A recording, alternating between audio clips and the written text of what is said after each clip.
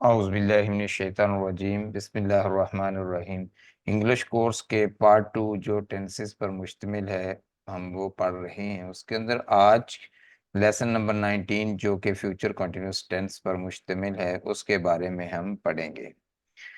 तो mister tense जो starting में हमने स्टोरी सुनी, उसके अंदर उसके जो 3 बेटे थे, प्रेज़ेंट, पास्ट और फ्यूचर, तो उनको उसने वसीयत की कि अपने बच्चों के नाम जो हैं वो एक जैसे रखिएगा। तो फ्यूचर ने भी जब उसके यहाँ सेकंड बेबी पैदा हुआ तो उसने भी उसका नाम कंटिन्यूअस रखा उस वसीयत के मुताबिक।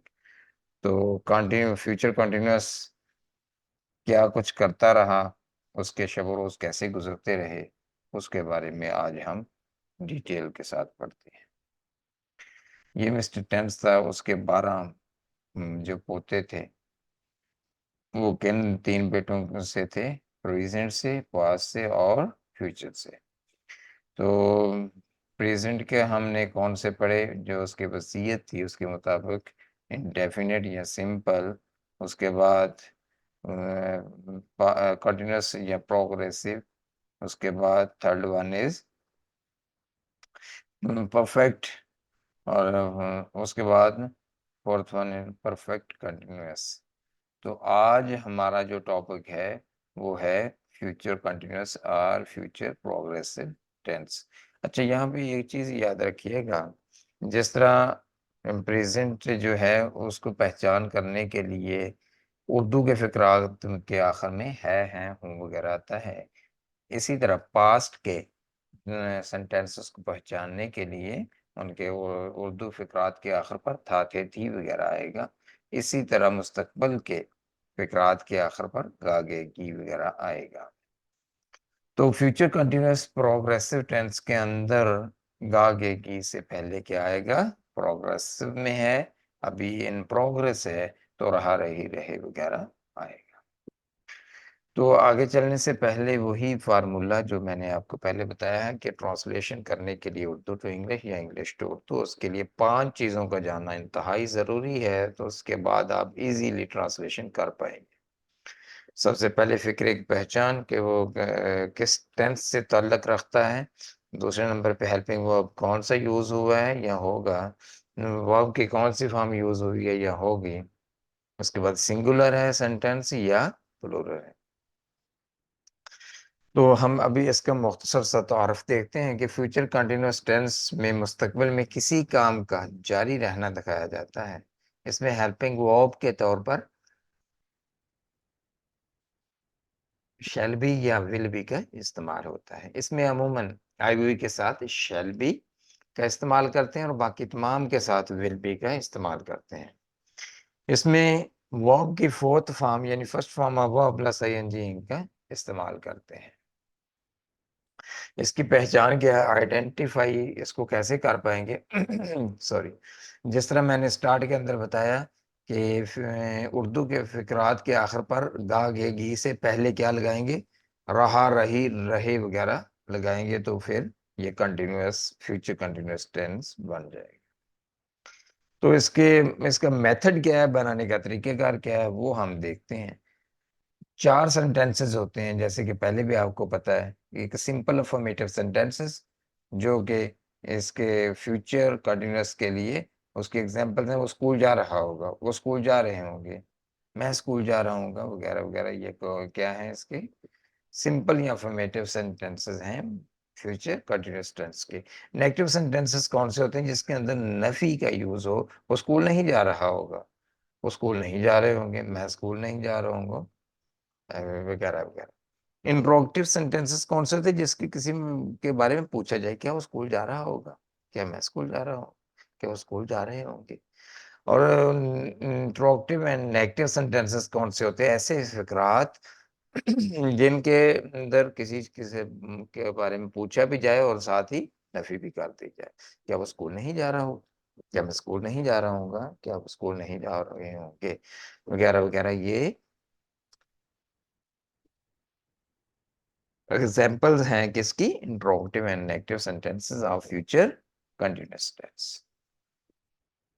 अब हम इसके सॉरी, मेथड की तरफ चलते हैं कि सिंपल अफर्मेटिव सेंटेंसेस कैसे बनाए जाए। अच्छा, सिंगुलर नाउन होगा तो सबसे शुरू के अंदर सब्जेक्ट, उसके बाद विल बी या शैल बी का इस्तेमाल करेंगे, उसके बाद फोर्थ फॉर्म ऑफ वर्ब यानी first form of verb plus ING इनका इस्तेमाल करेंगे और लास्ट पे ऑब्जेक्ट लगाएंगे। मसलन वो स्कूल जा रहा होगा, he will be going to school, मैं स्कूल जा रहा हूँगा, I shall be going to school. और इसी तरह प्लूरल नाउन अगर होगा तो स्टार्ट में सब्जेक्ट लगाएंगे, उसके बाद विल बी या शैल बी लगाएंगे, उसके बाद फोर्थ फॉर्म ऑफ वर्ब, उसके बाद first form of verb plus ING एंगे यानी फोर्थ फॉर्म की जगह पे, और लास्ट पे ऑब्जेक्ट का इस्तेमाल करेंगे। जैसा कि वो स्कूल जा रहे होंगे, they will be going to school. अच्छा, अब हम देखते हैं नेगेटिव सेंटेंसेस का तरीकेकार क्या है, उसका मेथड क्या है, उसको कैसे बनाते हैं।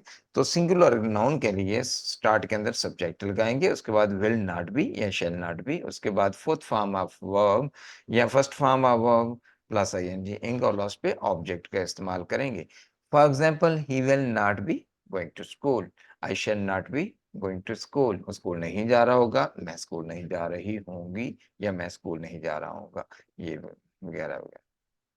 अच्छा, अगर प्लूरल नाउन होगा तो स्टार्ट में क्या लगाएंगे, सब्जेक्ट, उसके बाद विल नॉट बी या शैल नॉट बी, उसके बाद फोर्थ फॉर्म ऑफ वर्ब, उसके बाद ऑब्जेक्ट।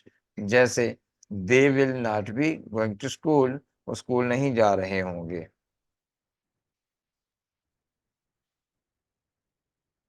अच्छा, इसके बाद इंट्रोगेटिव सेंटेंसेस, उसका प्रोसीजर क्या है कि अगर सिंगुलर नाउन होंगे तो विल या शैल स्टार्ट में लगाएगी, उसके बाद सब्जेक्ट लगाएंगे, उसके बाद बी, उसके बाद फोर्थ फॉर्म ऑफ वर्ब यानी first form of verb plus ING और लास्ट पे ऑब्जेक्ट का इस्तेमाल करेंगे। क्या वो स्कूल जा रहा होगा, will he be going to school, क्या मैं स्कूल जा रहा हूँ, shall I be going to school. इसी तरह प्लूरल नाउन के लिए स्टार्ट के अंदर विल या शैल लगाएंगे, उसके बाद सब्जेक्ट, उसके बाद बी, उसके बाद फोर्थ फॉर्म ऑफ वर्ब और उसके बाद फर्स्ट फॉर्म ऑफ वर्ब यानी प्लस आईएनजी और लास्ट पे ऑब्जेक्ट का इस्तेमाल करेंगे। जैसे क्या वो स्कूल जा रहे होंगे, will they be going to school. तो ये interrogative sentences of future continuous tense के।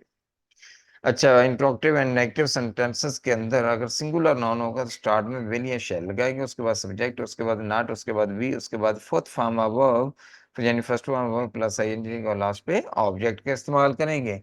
क्या वो स्कूल नहीं जा रहा होगा, will he not be going to school, क्या मैं स्कूल नहीं जा रहा हूँ, shall I not be going to school. Plural noun के लिए क्या होगा कि विल या शैल को स्टार्ट में लगाएंगे, उसके बाद सब्जेक्ट, उसके बाद नॉट, उसके बाद बी, उसके बाद फोर्थ फॉर्म ऑफ वर्ब और लास्ट पे ऑब्जेक्ट का इस्तेमाल करेंगे।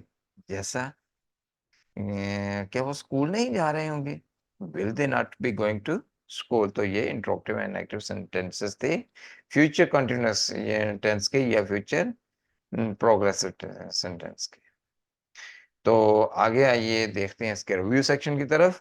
फ्यूचर कंटीन्यूअस टेंस की निशानदाही कीजिए। ये 4 क्वेश्चन दिए हुए सेंटेंसेस हैं, इनमें से पहचानिएगा कि कौन सा फ्यूचर कंटीन्यूअस टेंस है। They are going to school, या he is working in his room, या आई शैल बी रीडिंग, या ही गोज टू स्कूल। बहुत ईज़ी है। इंशाल्लाह उम्मीद है कि आप इसका आंसर दे पाएँगे। अगर ना समझ आए तो एक दफ़ा लेक्चर दोबारा सुनिएगा। फिर भी अगर ना समझ आए तो फिर कमेंट सेक्शन में बताइएगा, इसको रिपीट कर दीजिए। He will be go to school को नेगेटिव बनाइएगा। He had he going to school, he will not be going to school, he not been had gone to school, he had not go to school। ये भी बहुत easy है। अच्छा, वो सो रही होगी, ये इंग्लिश में ट्रांसलेशन कीजिएगा। She will be sleeping, she will sleeping, I shall be sleeping, she is sleeping. इसमें भी अकॉर्डिंग टू प्रोसीजर आंसर बहुत इजी है।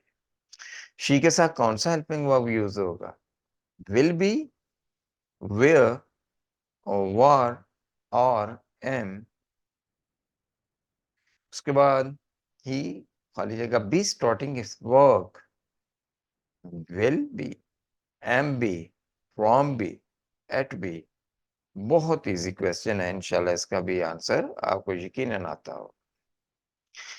तो ये था आज का लेक्चर फ्यूचर कंटीन्यूअस या फ्यूचर प्रोग्रेसिव सेंटेंस के मुकम्मल बनाने का तरीक़ाकार, जिसके अंदर उसके तमाम मेथड को डिस्कस किया गया है। तो इंशाल्लाह मिलते हैं अगले लेक्चर के अंदर, जिसमें फ्यूचर परफेक्ट टेंस की डिटेल के साथ बातचीत होगी। तो thanks for watching AHS success academy. बहुत शुक्रिया। अपनी और अपने फैमिली और अपने दोस्तों का बहुत ख्याल रखिएगा। जज़ाकुमुल्लाह खैर। अस्सलामु अलैकुम व रहमतुल्लाहि व बरकातुहू।